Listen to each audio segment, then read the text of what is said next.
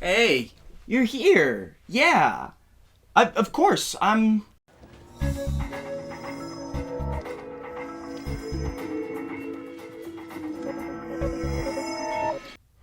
doing a psych video today. I'm gonna go make myself feel pretty. One of the first things they drill into you at detective school is that to properly solve crimes, you need a best friend. You could solve all the murders in the world, and nobody would give a heck. Crap.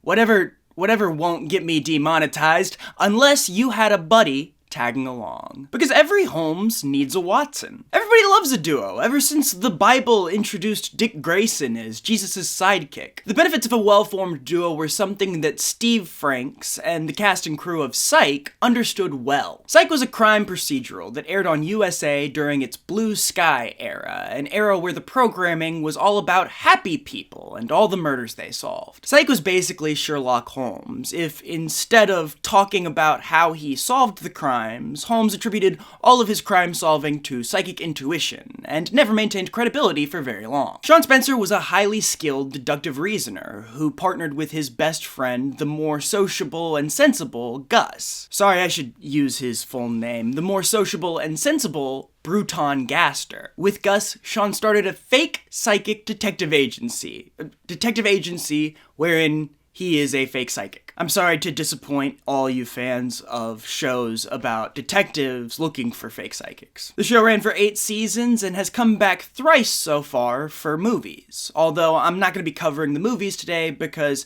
there's supposed to be 6 of them and I don't want to talk about them until I know all of them. But by their last case in Santa Barbara, Shawn and Gus had cemented themselves as one of the strongest aspects of the show. Though it kind of seemed to me like that was just because they were the comedic relief of the show and they were great at being the comedic relief. Upon a rewatch, I realized that there were stronger moments built in Psych that helped make that comedy work. Shawn and Gus were fleshed out as characters over the course of the series and got genuine moments of human emotion and connection that gave the series its emotional hook. So I wanted to look into that dynamic a little bit more and figure out what made these detectives tick. Then maybe I can figure out why none of my friends would die for me, and why they were so offended that I would test them on it.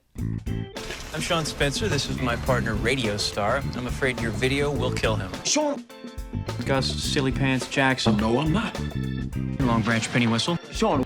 Iggy Buttersnaps, a.k.a. The Heater.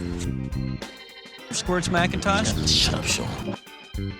Before diving into the science and mathematics of friendship, I just wanted to explore where and why the duo was operating. Psych distinguished itself from other procedurals about cops by being about lying to cops, which just seemed like so much more fun. Shawn and Gus lied about being psychic and then found numerous ways to build on that lie in order to keep the police off their track. Their work began after Shawn was brought in for questioning for a crime that he solved over the phone. So you're telling us that you can read guilt off of TV interviews? Can't you? Don't you try and trivialize police work. I think you're doing a bang-up job of that all by yourself. He managed to convince the police force it was psychic powers feeding him the clues, which gave him and Gus enough credibility to get hired on the case of the kidnapping of Camden McCallum.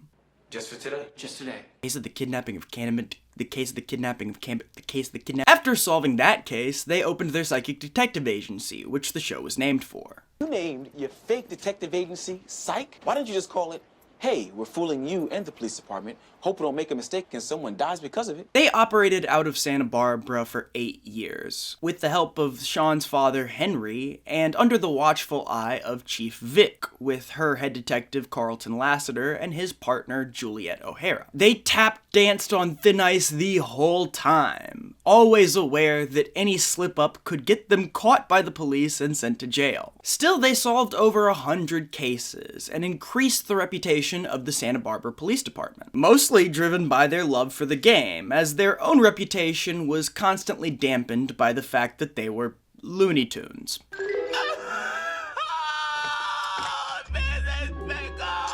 Their caseload would slow to a halt anytime a murder didn't need 2 guys bouncing around in order for it to be solved. But even with the ankle weights, the two had an impressive stint in Santa Barbara. They often ran into danger trying to solve a case, and operated on their own system of morality. Tell me exactly where the bomb is and how to defuse it. I was way off on the whole bomb thing. It turns out Juan here was just counting down the minutes to tonight's season premiere of True Blood. Don't you ever ask me to defuse a bomb again, you hear me? And the only way they could make any of that work was through their trust and love for each other. You have to love a partner even deeper than a lover can.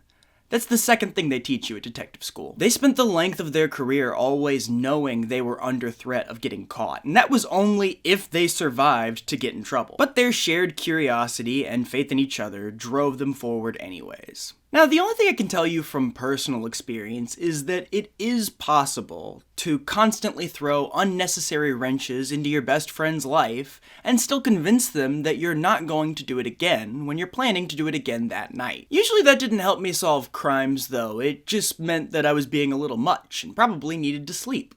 Or some food. Luckily for me, novelist Jami knew a lot more than that, and was helping people with a writing workshop that she posted online. It was with her article, How to Portray Strong Friendships, that I started to put together how Shawn and Gus worked so well. Gold talked about how an important starting point was that both characters in the duo should be their own characters, who have things they agree on and things that make them chase each other around the room. Shawn and Gus's differences and similarities showed themselves early in their career. You are not gonna be spellmaster. Just give me a word so we can get out of here. We're so close. Banana. Banana, Shawn? This is the third round. Shawn's more impulsive nature led to the agency getting started in the first place, but Gus's more realistic perspective kept him cautious to take up cases during the beginning of their career. But they had a shared curiosity that led both of them to getting involved with cases, and they were both willing to lie in order to solve those cases. Aren't you the least bit curious about who was there when they put the ring in the hotel safe? This is a safe-cracking case. I haven't even told you about the wall sensors. Can we be done by 3? Yes. They would break any rules that got in their way, or any rules that presented themselves in general. He really shouldn't pick this lock. You know I want to pick that lock. Yes, I do. Somebody could definitely argue that Gus never seemed very willing. It did seem like his second favorite word was no, and his first was Shawn. But Gus was usually the most reluctant when he and Shawn were alone and they got a chance to work out their strategy. Complaining was Gus's equivalent to a superhero suit up. It was just him getting ready. Gus, come here quick. No. Get out of the car, come here. I'm not smelling some dead guy's fingers, Shawn. Me put this super smell up to some dead guy. He took most of the things that Shawn came up with around the police in stride, and was always knee-deep with Shawn when they were ruining some poor soul's life. What is this? What happened? Fired. Why? Really? I feel like this is partially my fault. Partially, it was your idea. As their number of solved cases grew, they started displaying another aspect of friendship that Gold found important. A good duo should always know each other well enough to know each other's inner selves and see through any mask the other was putting up. Shawn and Gus have been friends since childhood, and like any childhood friends, they remember every single bump and bruise hoped to be lost to time, and they bring it up constantly. I was a king in high school. Just because you carried a scepter doesn't make you a king. That's because I was in Macbeth. Dude, you played Banquo's kid. To be fair, that's also true of most people who've known each other a long time. I feel like one of the easiest ways I get to know people in my personal life is by sticking them next to somebody they've known for a long time and then just waiting for the lore drop. Shawn and Gus were a step deeper in that they usually knew how each other were feeling during the current situation. Okay, I get it. So now that you're single, you're doing all the things Abigail wouldn't let you do while you were dating. You nailed it. Shawn showed this more like a helicopter mom, often easing Gus into cases that he knew would make him uncomfortable. One tape? Yeah, it's on a rotation. It's actually not a bad system, you know? It appears you can't leave the museum without getting caught by the cameras. When they were trying to find out who stole a mummy from its case towards the end of their second year at Psych, Shawn worked around Gus's childhood fear by sending Gus to the security office, and hiding that he was locking them in the museum overnight. The reason I said helicopter mom is because Shawn often knew Gus well enough to know what his boundaries were, but would decide for himself whether or not to respect them. In a different life, Shawn was Gus's mother, and Gus had to find a way to trick Life 360 into saying he was somewhere else when he snuck out to go watch Scooby-Doo with his band friends. Gus was a little less motherly, despite being actually financially responsible for Shawn. But he knew Shawn just as well, and showed it by often going along with Shawn whenever he did something that seemed, this time, like it was actually crazy. Get the hell out of here. How is that possibly a good idea? Sorry, prison dudes. In fact, during their first encounter with Santa Barbara's notorious Yang serial killer, Gus only needed a little prompting before he began to act like a 4-year-old begging for attention, knowing Shawn needed the levity to think. How much time do we have? 17 minutes. I want pancakes, whipped butter, maple syrup. What? The case was already the most important in their career at that point, and Shawn was already getting them in trouble by refusing to play along. But Gus kept pushing it because he knew Shawn could solve it. Gus also didn't cut contact with Shawn when he haunted, then blackmailed his boss, accused a lot of his partners of being murderers, and only being right like twice, and totaled company cars with an impressive consistency. Knowing each other so well is how Shawn and Gus got away with the laundry list of actions against each other that in real life would probably have gotten them on a Smosh reading Reddit stories video. Even when the audience didn't know where their hearts were, they always knew where each other's were. That trust and loyalty was probably at its fullest display during their third encounter with the Yin Yang serial killers, when Gus, who thought he was about to die, told Shawn that he wouldn't have changed any of the things they did. I don't blame you, Shawn. I want you to know that if I had a chance to do it all over again, I wouldn't change a thing. You're my best friend, and we got a chance to live out our childhood dreams. I don't blame you, okay? I'm sorry if I couldn't always cut loose the way you wanted me to. You kill him, I kill you. You got it? Gold used the TV show Loki as an example for her points, laying out how Mobius accepted Loki despite his flaws, and Loki grew as a result. The same can be said about Shawn and Gus, who both grow from each other's influence. By the middle of their career, Gus was notably more willing to joke in serious situations without Shawn around. If you promise not to shoot, I can take you to the guy who really knows stuff, and then you can shoot him. I may even help you. I mean, it made sense after the two had essentially turned the police precinct into their own personal playground. And not like a playground at recess. One of those playgrounds after school that the teenagers ran, where nobody really cared if you pushed somebody off the top of the monkey bars. They didn't even blink when that person broke their arm. But still, being the only person joking in a room full of cops is courage I couldn't muster without my best friend in the room. Shawn, in turn, opened up more about his fears about Gus leaving him. I took this case because I got freaked that you could have a falling out with dudes you used to be so close to. If it could happen to you guys, then it could happen to us. After he almost got Gus's old a cappella group killed. Well, that's not fair. They were fine. They were eating the interrogation room.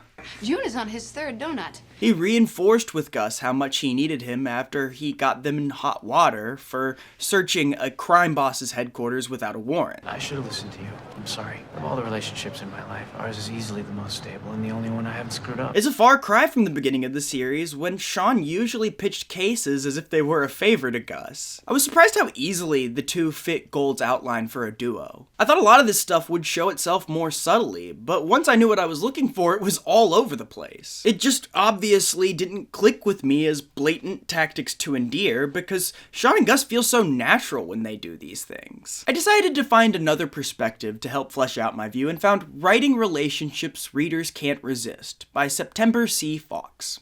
Like Gold, Fawkes writes a blog where she gives tips for writers based on her experience as a freelance editor and writing instructor. Fawkes emphasized the importance of a character's knowledge of each other through a shared history, developed before or during a story. Shawn and Gus had a shared childhood, like I said earlier, but they also shared the history of what was happening at Psych, and old cases would often impact new cases. When the two were trying to find out who murdered Gus's new girlfriend's friend, Shawn was suspicious of the girlfriend due to their experience working a case with Gus's ex-wife Mira, who Gus hadn't told Shawn about prior. Moments like this, along with the fact that Shawn and Gus got better at improvising lies as they went along in their career, showed that they weren't just learning from their shared history as friends, they were learning to become partners. While Shawn began the series pretty confident in his solo abilities, as the series went on, he learned the value of talking it out with Gus and started relying more on Gus's extensive knowledge of the world around him and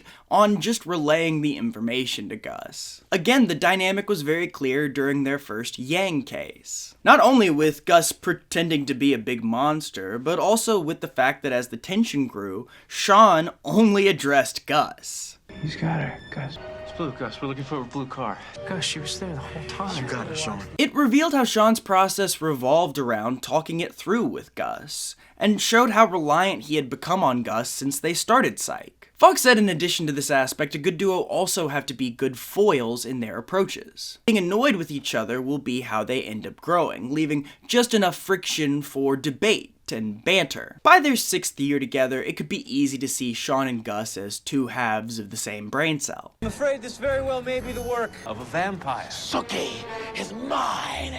But Gus was never quite settled into the chaos of their career, and he threatened to quit multiple times when Shawn got more reckless while chasing the man who shot his dad. I'm out. I'm so out. I had an out. Nope. I want to use my out now. Use my out? Most definitely. I'm done helping you go after Carp. He got even closer to quitting when Shawn wouldn't listen to his objections about bringing his girlfriend's child into very clear danger. Shawn pushed his buttons like he was Alpha 5 in the command center, but Gus never really got close to leaving. He usually knew that Shawn acted out because he was afraid of Gus leaving. Not because Gus ever did leave, but because of the exact opposite. It's something he has never had to deal with before, a life where he can't have Gus. It sounds, I'm reading out the script and it's so, TV shows are like friendship porn, I think. Like, you watch it and you're like, oh my gosh, what great friends they are. But you can't expect any of the things you see to happen in real life. But Gus also got on Shawn's nerves plenty as well, as he was pretty much always acting like he had one foot out the door, and took a good amount of convincing on things they needed to do for a case throughout their career. He was also, at his core, not as logical as Shawn, which is weird to say about the man who came up with a dinosaur did it as the solution for a murder. Gus held beliefs in ghosts, mummies, werewolves, aliens, and Bigfoot, all of which he wouldn't abandon as a theory when he thought it was relevant to a case. You found a ghost? There's no such thing as ghosts. Yes, there is, Shawn. No, there isn't. Shawn also never let go of the desire to get Gus to quit his 9-to-5 job and come fly by the seat of his pants, which made him way more impatient when Gus needed to do things to maintain his own, and Shawn's, life. Who needs $48,000 to live? I need 32. The other 16 generally goes to you. Don't be ridiculous. I claimed you on my taxes, Shawn. Even though they don't fit perfectly together, they don't need to. A lot of friendships aren't perfect. Sometimes people are annoying or overbearing, but you want to hang out with them anyways. Shawn and Gus didn't hate each other because of their differences. They didn't even dislike each other. Shawn was still ready to run into an armed robbery to save Gus, and Gus was still spending just as much time with Shawn when Psych had basically ground to a halt due to Chief Vic's suspension. Towards the end of her article, Fawkes focused on the importance of a meet cute and how it can provide an audience something fun to look back on at the end of a story. We never got to see how Shawn and Gus met. Even in The Big Adventures of Little Shawn and Gus, their dynamic was already well established. Oh, that's it. We're going in. Guys don't go in there, Shawn. Some guys do. But when the audience met Gus, it turned out to be an important moment for the pair. It's almost easy to forget, after they've solved over 100 cases, that Gus never really got to formally accept this as a line of work. Shawn came into his office and pitched until he hooked something. But Shawn did remember, and after their last case in Santa Barbara, admitted to feeling like he was weighing Gus down since. I just can't help thinking that the only problem that you really had this whole time is me. If I hadn't barged into your office 8 years ago and said, we're gonna play detective, whether you want to or not. He tried to move to San Francisco without saying anything, thinking it would be better for Gus, but Gus quit his job and moved right with him, telling him that he loves who he's become through their career. I cannot be that man, Shawn. I'm an adventurer now, with a friendship for the ages. And if I have to live in another city to make that happen, then so be it. That's the way it's gotta be. Shawn had finally learned to respect Gus's life, but Gus had finally learned that Shawn enhanced his life. If you only catch a few of their adventures, it might seem like Shawn and Gus is a strange noises supercut waiting to happen.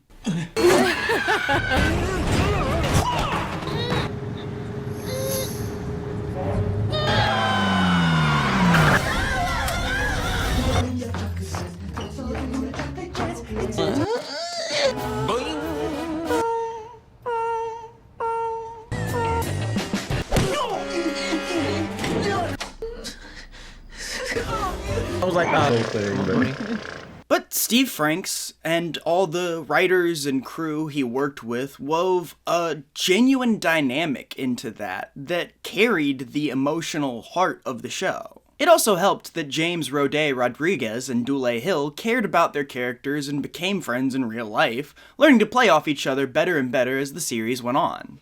As a result, Shawn and Gus felt like a genuine dynamic, two friends who brought out the wildest in each other and solved murders for years. It's a satisfying friendship to watch change and deepen over the course of the show. Dynamics like this were present with a lot of the characters on the show. Lassiter and Juliet, Shawn and his father, Juliet and the Chief, all seemingly simple dynamics that are deepened by the way they see each other and change each other. I think when I first watched the show, I gave it a lot less credit than that. I was used to shows where characters' relationships were more defined by big, episodic plots. I was into that 70s show where characters would have plots revolve around them not being friends or their friendship being changed or whatever else. Shawn and Gus were always loyal to each other. There was never any arc like the one in that 70s show where Eric stopped being friends with Kelso because Kelso and Jackie wrote letters in support of sex offender Hyde. But that didn't mean that the pair wasn't developing or changing. Psych usually managed to show how relationships can change without some big instigation.